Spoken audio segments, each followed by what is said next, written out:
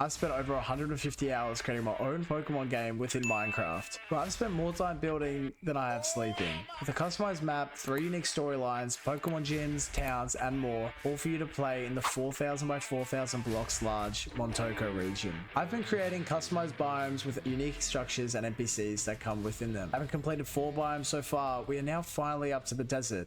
So what's on the menu? To kick off the biome, we'll create a labyrinth of caves that stretch and wind underneath the entire desert. These caverns will house an abandoned underground mine shaft, as well as an extravagant underground mushroom village. Above ground within the desert hills will lie the evil organization Team Magma's hideout. Lastly, we'll be creating a buried deep underground. Okay, I think that's everything on the menu for today. Let's get into it. Let me paint you a picture. You're 8 years old, sitting on the floor next to a warm, cozy fireplace.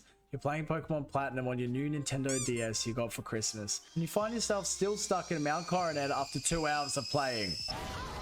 That exact feeling of immense disorientation is what I aim to capture within these desert caverns. To do such, first I had to plan out such a thing. So naturally, I drew up a rough sketch mapping it out. See, it's even got color coordination and, I didn't try very hard. Now these caves will serve as the entry point to several secrets and locations. To resonate with the actual Pokemon games, as I mentioned before, I had the goal of having these caves be a place where you and other players will genuinely get lost. I still remember my first Pokemon game. It was Pokemon X and Y. I know, I'm not that old. Despite the easy nature of Pokemon X and Y, I somehow still managed to get lost.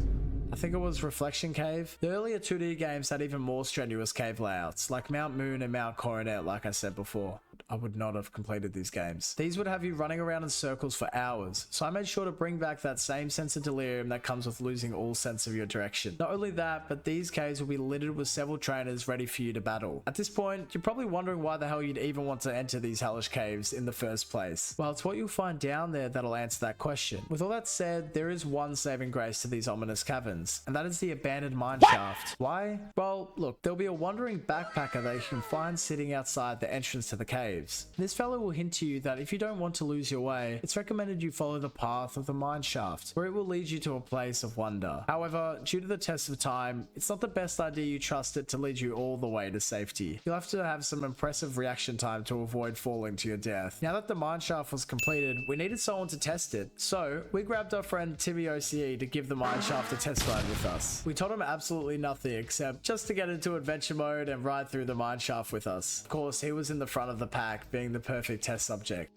To this day, he is still questioning his life choices. If you manage to avoid certain death, unlike Timmy, then after a little parkour, you'll find yourself nearing the underground mushroom town. Now, I wanted to encapsulate a whimsical and magical atmosphere to this place, giving the sense that you really have discovered something bizarre and otherworldly deep in these caverns. So we tried our hand at building some organic mushroom houses. Despite being buried deep underneath the desert, the mushroom village houses many residents who managed to make a living down there. We took a quick break from building here, where my friend's girlfriend took control of his account and started throwing hands. She didn't survive very long. Now, if you've been extra perceptive so far, you would have noticed the lack of NPCs in this world, despite me mentioning them as a main feature of the game. Well, they are for sure, but the reason for their current absence is that my current plan of creating all the NPCs and quests is after the building phase. So I'm not lying about the NPCs. They're coming. Patience. While attempting to paste in the mushroom houses, we ran into a slight issue. A plugin we used to assist in building called World Edit was literally broken. Like, sometimes it just wouldn't work. Why?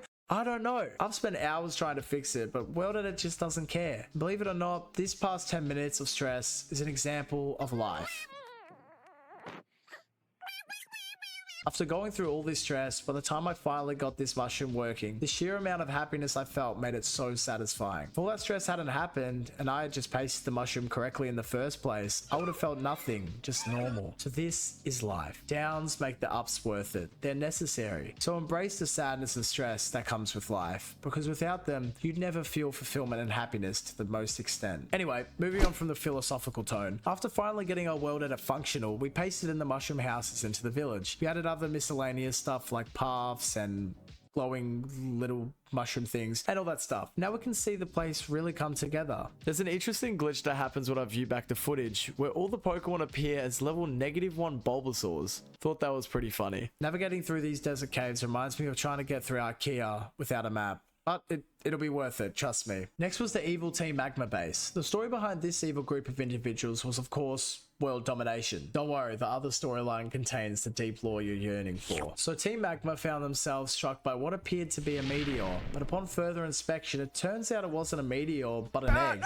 Not just any ordinary egg, but one that produces a legendary Pokemon. Groudon. Despite obliterating one of the Team Magma's buildings, they were quick to put in place scaffolding to access and study the egg. Through this, their objective soon becomes to feed and nurture the Groudon that resided within this Magma egg, so that when it grows up, it'll be loyal to the Magma organization, ready to obey their any command, and help them reach their evil ambitions. Apart from the houses and towers, we added lava pipes that feed from pools of lava below into the buildings, as well as a hot spring within the center of the base. And with that, everything on our to-do list has been built. Unless, wait, wasn't there something else on that list? That's the desert. There are some other locations and places we've built that we haven't shown you. We have to keep something a surprise for you. If you guys like the project or have any feedback, let me know. I'd love to have your support in making this Pokemon game a reality. Next up, the Mesa.